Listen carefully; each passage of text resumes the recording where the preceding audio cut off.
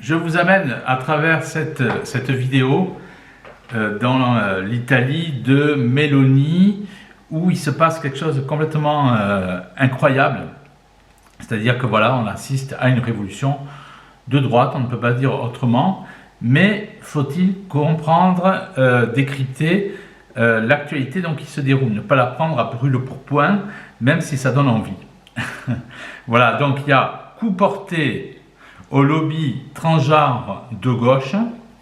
Meloni interdit la sexualisation précoce des enfants. Alors vous allez dire super, je pourrais le dire aussi, d'ailleurs je le dis, oui c'est vraiment magnifique, au même titre que la politique de Poutine est vraiment géniale, sauf que voilà, je dis toujours, regardez ce qu'il y a en filigrane, on prépare toujours donc une dictature avec Poutine. Par exemple, on constate que il y a avec la Sberbank financement du mensonge de l'IA, financement du mensonge du réchauffement climatique, encouragement de Poutine à Moody pour le programme d'astronomie ou de l'espace, donc avec Chandrayaan 3, qui est complètement mensonger. Et là, ça va être la même chose. On va voir ce qu'il y a derrière. Même si, je le répète, c'est quelque chose qui vous prend en trip et qui vous dit c'est vraiment génial, etc., etc. Et c'était ce qui s'était passé avec Trump lorsqu'il avait été élu président des États-Unis la première fois. Il disait vraiment c'est génial et on parle de choses complètement incroyables. Avant de commencer, la semaine dernière, j'ai fait une vidéo sur les chapelets de Bavière. Donc je le répète, chapelet de Bavière, qui ont la particularité d'être entièrement fait main avec la médaille de Altötting qui est le lourd de Bavière. Donc voilà, avec des croix, ce sont des superbes chapelets entièrement fait main avec du bois de Bavière. Alors médaille miraculeuse, tout, hein. Et la médaille de Saint-Benoît pour la croix. Voilà. Enfin, en tout cas, c'est du bois allemand. Ça, c'est ça. Du bois, ça c'est en bois et en corde.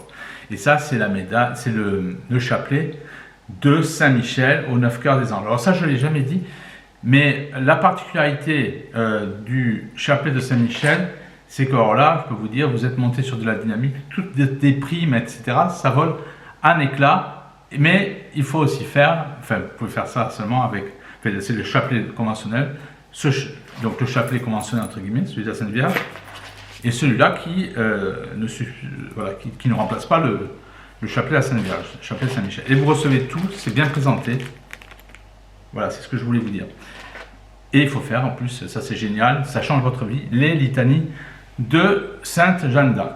Alors, pour arriver à mon sujet, si vous êtes intéressé, oui, par ces chapelets, puisque j'ai un stock assez important, laurentglosy1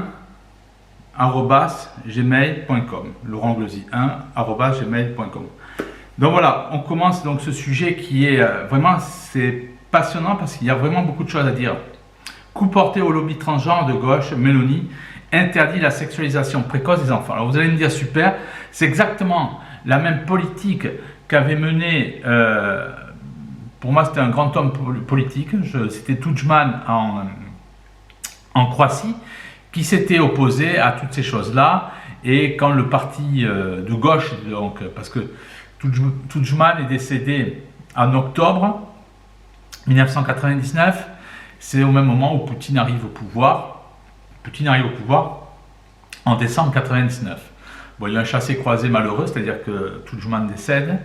Et quand la gauche arrive, bien sûr, on fait des propositions pour l'éducation scolaire des enfants qui ont 6 ans, ou enfin 6, 7, 8 ans.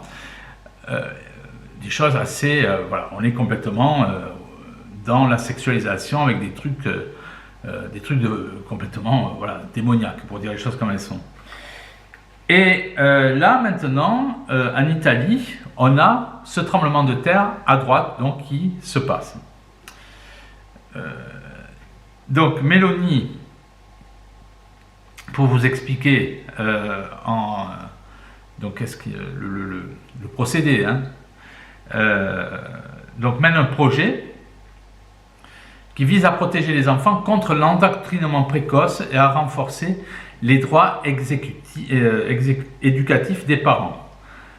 Meloni suit ainsi l'exemple du gouvernement hongrois de Orban et freine de manière décisive la machine transgenre qui, sous le prétexte de l'éducation et la sensibilisation à la diversité des genres et à la vie queer, nuit à l'identité saine et au développement naturel d'innombrables jeunes âmes. Donc ça, c'est ce qu'écrit un journal allemand qui s'appelle donc Freizeit, voilà, qui donne cette appréciation.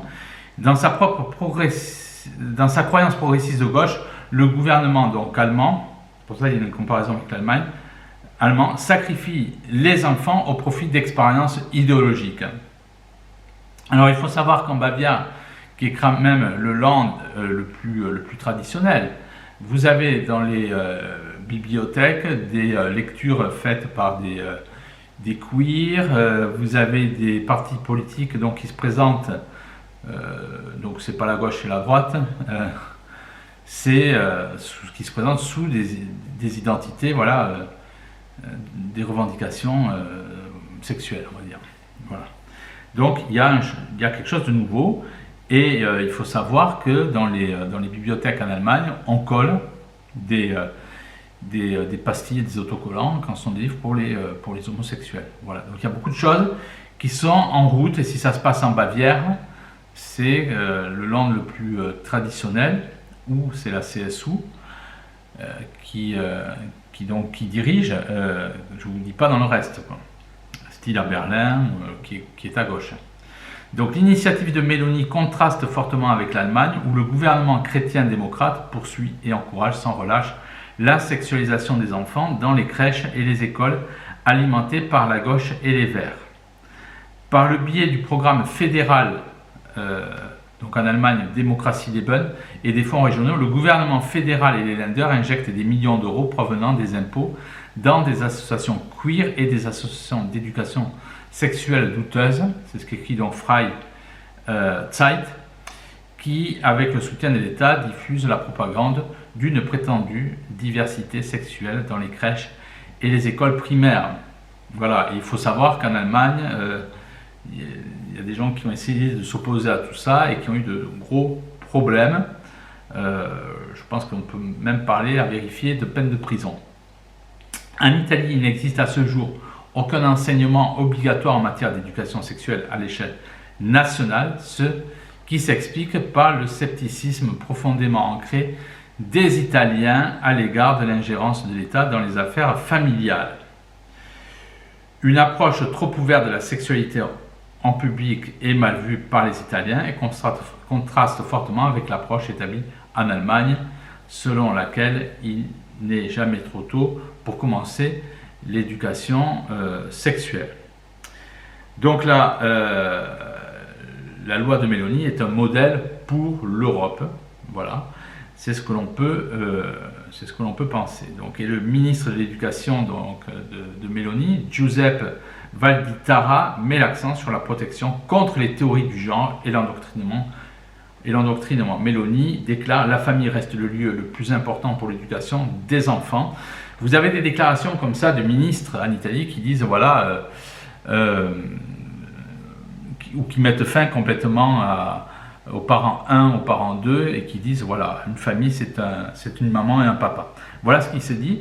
Et ça arrive après ce qu'on avait vu par rapport à la vaccination, où le ministre de la Santé, où son conseiller, en fait, sous Meloni, disait lorsque un handicap est dû par rapport, une maladie est due par rapport à la vac, ça doit être donc au laboratoire de payer et non pas à l'État. Et ça, c'était quelques semaines après l'arrivée donc de Meloni au pouvoir. Et là, on voit que c'est une suite, c'est une continuité.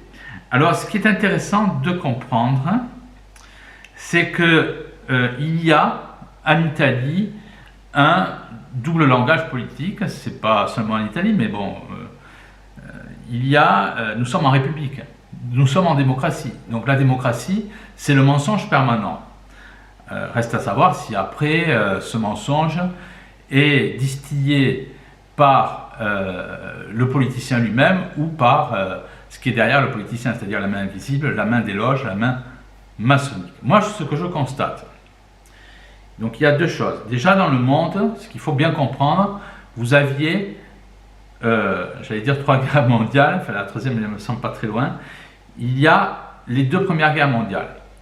Opposition du monde communiste, je dirais, au monde traditionnel, c'est-à-dire on renverse, c'est la continuité de la Révolution française, on renverse le trône et l'autel, on renverse l'Église et la monarchie. Donc on instaure le communisme qui n'est ni plus ni moins que la continuité donc de faire une révolution en France et par la France dans le monde entier. Donc c'est ce qu'on voit en 1917, ce sont les sous-valeurs en fait de la révolution, ou les valeurs antichrétiennes ou démoniaques ou infernales, satanistes, donc 1917, voilà, c'est 1789 dans le monde entier. La Seconde Guerre mondiale, on implante une entité sioniste. C'est le but. Donc, on crée une menace contre les Juifs, et on crée Israël avec donc c'est voilà, des gens, des Juifs qui, par exemple, dans la plupart des pays, épousaient des femmes qui étaient non juives parce que les Juifs étaient complètement donc insérés dans la société, et de par la menace qui peut exister dans certains États, donc les Juifs partent en Israël, on crée une entité sioniste. Donc on voit que à chaque guerre mondiale, il y a on crée donc quelque chose. La seconde chose, bien sûr, elle découle de la première. Et pourquoi on crée une entité sioniste? Parce que on a pour but de créer une terre pour l'Antéchrist. Et l'Antéchrist doit arriver là où le Christ est arrivé. Voilà, c'est exactement ça. Il y a deux choses. Vous avez, comme je le dis quelquefois, le ciel ou la terre est le reflet de ce qui se passe dans les cieux, c'est-à-dire le combat entre la Sainte Trinité et les ordres de Satan. Il n'y a pas d'autres croyances, d'autres religions. Il n'y a que voilà, la religion des miracles, la seule et vraie religion, la religion catholique. Voilà, il n'y a pas d'autres religions. Voilà, le reste c'est du mensonge. Donc, et là, on arrive à quelque chose, c'est-à-dire Première Guerre mondiale, le communisme, Seconde Guerre mondiale, une entité sioniste qui est implantée pour créer une terre qui est celle de l'Antéchrist. Ça, c'est écrit dans... c'est pas Laurent Glosy qui parle, c'est Franz Spirago qui était prêtre il y a 100 ans. Lisez mon livre « L'Antéchrist et les Juifs », il explique les choses ainsi.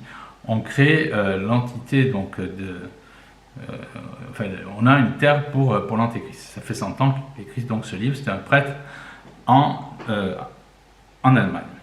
Et maintenant, on a quelque chose qui découle de ces deux premières choses, à croire qu'on voudrait créer une troisième guerre mondiale, ou créer deux camps qui vont permettre une troisième guerre mondiale, à propos donc d'une opposition sur des couleurs de pratique, pour dire les choses avec un peu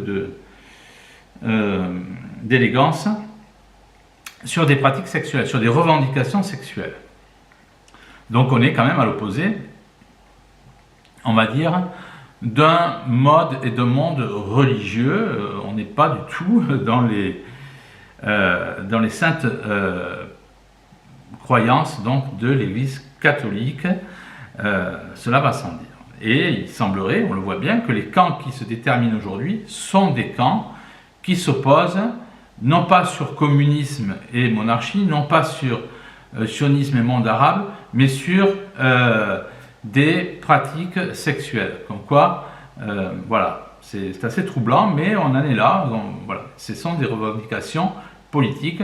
Je ne dis en aucun cas que les hommes politiques, par exemple, qui sont traditionnels, parce qu'ils prônent un traditionnalisme, je ne dis pas, qu'ils le sont. Hein, ce sont des revendications, les paroles ne sont que du vent et ça sert à agiter effectivement le peuple comme on agite un chiffon rouge devant un taureau, voilà, ni plus ni moins. Alors, quand on voit Mélanie sur le papier, on se dit « Waouh, c'est génial ce qu'elle fait ». Mais quand on regarde d'un peu plus près, avec un peu plus de réflexion, on constate qu'il y a des choses qui gênent. Et c'est pour ça que je prends le temps de vous parler des 2 Premières Guerres mondiales, parce qu'on a créé des divisions entre communisme et monarchie, donc je répète, entre sionisme et monde arabe, et maintenant des revendications donc, qui peuvent mener, enfin on dirait que cette 3e Guerre mondiale va opposer des camps qui se déterminent par rapport à voilà, des revendications sexuelles. En tout cas, Poutine interdit l'homosexualisme en Russie et il dit qu'il parle de pratiques traditionnelles à ce niveau-là. Donc on voit bien qu'on a 2 camps qui s'opposent. Et ces 2 camps donc, peuvent mener à une 3e Guerre mondiale. Alors qu'est-ce qu'on constate avec Mélanie? Ce qui est fort gênant pour moi, c'est qu'on a affaire déjà à un gouvernement qui est très traditionnel, mais qui est très pro-israélien. Quand vous voyez ce qui se passe en Palestine, le génocide qui se passe en Palestine, pour dire les choses comme elles sont, c'est quand même assez gênant. C'est quand même assez gênant. Comment peut-on faire fi de ce qui se passe en Palestine? C'est quand même... vous voyez, donc on a affaire à des choses qui sont contradictoires, comme s'il fallait prendre le peuple en otage et créer des oppositions artificielles pour amener à une 2e Guerre mondiale, à une 3e Guerre mondiale. Je vous le dis, l'Antéchrist aura cette capacité de séduire les foules. Et donc d'exacerber les passions. Alors les gens qui ne réfléchissent pas, « Oh ouais, Mélanie, elle est contre les homos, contre ci, contre ça. » Les gens qui ont, enfin voilà, qui ont 2 QI dans la tête, ils vont enfoncer là-dedans, « Ouais, c'est magnifique, etc. » Voilà où est-ce qu'on en est avec les bœufs. Mais ça ne va pas plus loin. Ensuite, Mélanie, il faut s'en souvenir, recevait avec grand sourire donc le président terroriste syrien, donc le nouveau Ahmed al-Shara, qui est pro-israélien comme par hasard, et que vous voyez sur certaines photos avec des têtes. Donc, et elle le reçoit tout sourire. C'est quand même aberrant de voir un gars qui est terroriste, qui fait des photos qui sont ce qu'il y a de plus dégueulasse. Et toujours pro-Israël. C'est quand même assez fou. Et donc, on a l'impression qu'on va taper sur le lobby homosexuel, d'une certaine manière. C'est pas moi que ça va faire pleurer, bien sûr, mais on a l'impression que c'est fait pour, voilà, restimuler ou réorganiser, on va dire, des valeurs dites de droite. Mais pour le coup, ça me rappelle quelqu'un qui est dans un train, le train prend la direction de Paris, mais dans le train, vous avez complètement la liberté d'aller où vous voulez, si vous voulez aller au wagon, dans la voiture restaurant, à la voiture jeu pour enfants, tout ce que vous voulez, ça vous avez le droit à cette liberté-là, mais il y a une direction qui est donnée, qui est celle de Paris. Et celle-là, vous ne pouvez pas la changer, elle vous est, entre guillemets, imposée. Voilà, ça c'est le... Et donc on a un peu cette impression. Il faut aussi voir les photos de Mélanie qui embrasse Van der Leyen, tout sourire, c'est quand même assez incroyable. Comme elle est tout sourire avec Elon Musk. Regardez les photos d'Elon Musk habillé en rouge, la mère qu'il a, on est complètement dans le satanisme. Elon Musk qui raconte n'importe quoi sur Mars, sur des projets spatiaux, on est dans du délire, mais du délire organisé, c'est-à-dire du délire sataniste. Alors le populeux, pour dire les choses comme elles sont, ne comprend pas tout ça, ne déconnecte pas tout ça, mais on est dans un domaine avec Musk qui est celui donc du mensonge, voilà, des mensonges, des fausses connaissances sur l'astronomie, c'est-à-dire qu'on nous balade, on nous raconte n'importe quoi, comme on l'a fait avec, avec l'alunissage en 69. Mais ce qui est assez intéressant, c'est que tous ces mensonges sur l'astronomie, tous ces mensonges de la NASA, ne vont pas jusqu'en Russie. C'est-à-dire Gagarine, qui, lorsqu'on fait ses recherches, voulait parler sur ce qu'il avait vécu, ce qu'il n'avait pas vécu justement, c'est-à-dire qu'il il voulait contredire tout ce qu'on lui faisait porter. Gagarine, vous allez tomber sur des choses comme avec l'alunissage, qui sont mensongères, et on parle de l'assassinat de Gagarine. Voilà, donc je ne veux pas développer ce thème, mais voilà où est-ce qu'on en est. C'est-à-dire que la Russie aujourd'hui, qui est plus que partie prenante dans les pays BRIC, hein, qui est leader avec la Chine, garde ses mythes. Garde ses mythes.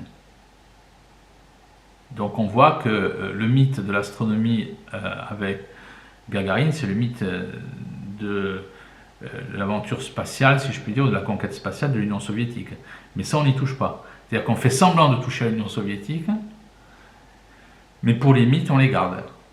Et vous avez un Poutine qui va jouer sur différentes valeurs, y compris sur les valeurs du communisme, et pour certains même du stalinisme, puisque tout est bon à prendre. Voilà comment ça se passe. Vous avez même des prêtres qui vont bénir des statues de Lénine, parce qu'elles ne sont pas toutes tombées, loin s'en faut. Hein. Donc ça, on exploite tout ce qui est à exploiter. Le principal, c'est de prendre la direction vers une dictature mondiale. Et pour ce faire, il faut mobiliser, donc séduire le plus de gens possible. Alors certains, pour les séduire, ça va être des mesures écolo, donc on va leur donner l'écologie. Et pour d'autres, ça va être, on va taper sur la tronche des homos, et voilà, ça suffit, et vous pouvez faire derrière ce que vous voulez. C'est exactement comme avec Trump.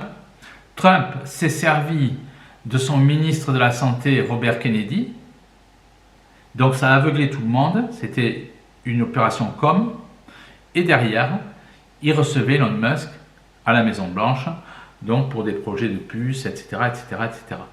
Mais voilà, et donc c'est opération de com, opération donc de manipulation des masses, tout à fait simplement, pour dire les choses comme elles sont. Et avec Mélanie, c'est exactement pareil.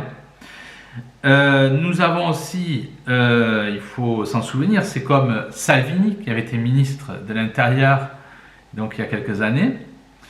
Salvini qui demandait en Italie à ce qu'on identifie les francs-maçons qui étaient au gouvernement. Il n'empêche que Salvini est franc-maçon. Lisez les superloges, vous avez tout.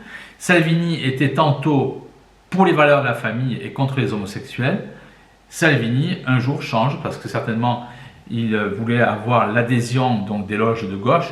Salvini adhère ensuite aux valeurs, enfin défend des valeurs plus libres voilà, et qui ne vont pas spécialement dans le sens traditionnel des familles. Donc plus large avec l'homosexualité. Vous avez tout ça dans les superloges, qui est expliqué donc dans le détail.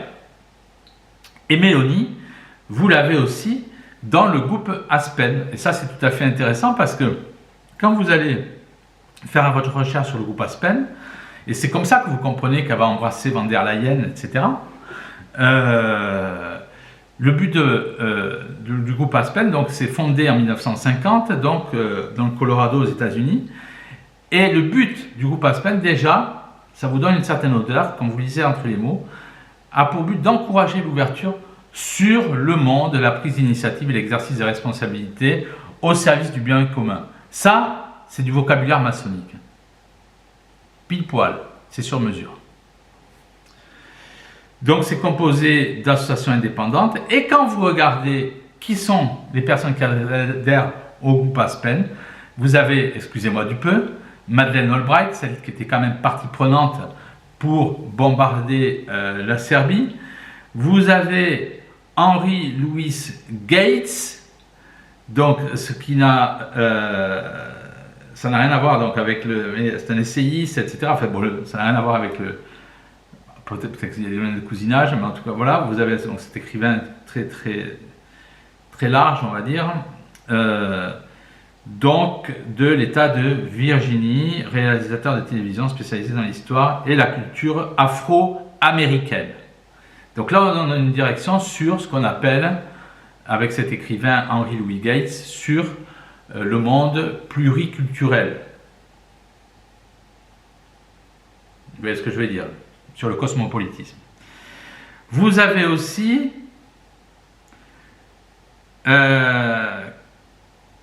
Condoleezza Rice, qui était donc la conseillère en termes de sécurité nationale entre 2001 et 2005 pour le premier mandat du président George W. Bush. Voilà qui est dans le groupe Aspel. Donc, vous voyez bien que lorsque vous prenez le temps de disséquer l'information, vous comprenez que ce que fait Mélanie, eh bien, c'est exactement ce qui se fait ailleurs. C'est-à-dire qu'on va taper sur ce qu'on dirait aujourd'hui une minorité, peut-être pour la mettre en lumière, peut-être que là-dessus il y a un jeu de billard à 3 bandes, comme je dis. C'est pas parce que plus vous tapez sur quelqu'un, plus vous allez le mettre en évidence. En tout cas, lorsqu'on voit ce qui se passe avec Mélanie, comme on l'a vu avec Salvini, Salvini qui a endormi les gens en brandissant son chapelet, en faisant une manifestation, tout ça c'était de l'enfumage. Et vous avez la même chose aujourd'hui avec Mélanie. Un cerveau normal ne peut pas, je vous le dis clairement, supporter Mélanie. On a affaire à une femme primaire, il faut le dire. Même si on a un bilan économique en Italie qui est quand même extraordinaire, vous avez quand même une femme qui reçoit Ahmed El Shara. C'est pas rien qui se dit. On parlait même de, peut-être pas d'une relation d'amour, mais en tout cas un intérêt amoureux, c'est la télévision qui parlait de ça, entre Elon Musk et Mélanie. Enfin voilà, il y avait des choses qui... Bon, on voit qu'il y a quelque chose qui est... cette femme, pour moi, ne m'inspire pas du tout confiance, et le fait qu'elle ait tapé sur cette minorité, voilà, pour moi, je suis pour les traditions de la tradition de la famille, mais on ne va pas m'endormir avec n'importe quoi. Il y a des choses qui se trament derrière la politique de Mélanie, comme ça a été avec le cas avec Salvini. On voit que ces gens ont un double langage et qu'ils appartiennent à des formations para-maçonniques, pour ne pas dire complètement maçonnisées. Et c'est ce que vous aviez aussi avec Mussolini, pour lequel j'ai le plus grand respect. Mais vous voyez que bon, Mussolini, qui a fini quand même par interdire les loges maçonniques et qui a fini catholique, c'est une réalité, il y a des photos où on le voit à genoux. Mais la révolution qui s'est faite avec les chemises noires, avec Mussolini, la marche sur Rome du 27 octobre 1922, s'est faite avec des généraux francs-maçons. Mussolini n'aurait pas pu exister au début sans les francs-maçons. Ça n'enlève en rien le fait que peut-être qu'il a échappé au système. Ça, c'est encore autre chose. Mais on voit que la politique est faite par la franc-maçonnerie. Et pour finir là-dessus, ce qui s'est passé avec la dictature des colonels en Grèce, c'était des colonels, là aussi, qui appartenaient aux superloges. Allez voir mon livre sur les superloges, vous y verrez tout, qui ont été, après la dictature des colonels, condamnés à mort, mais ces sentences n'ont jamais été exécutées. Donc vous voyez que c'est du flan. Et on a fait de la Grèce un laboratoire pour la franc-maçonnerie de droite, parce qu'on avait l'intention ensuite de continuer ça en Italie, et ça a donné lieu, dans les années 80, aux années de plomb, donc en Italie. Mais on voit que tout ce qui se déroule aujourd'hui en Italie n'est pas le fait du hasard, et c'est du double langage. On est dans un pays où les valeurs de la famille sont fortes, et on se sert de cela pour, voilà, pour exciter le peuple, tout à fait simplement.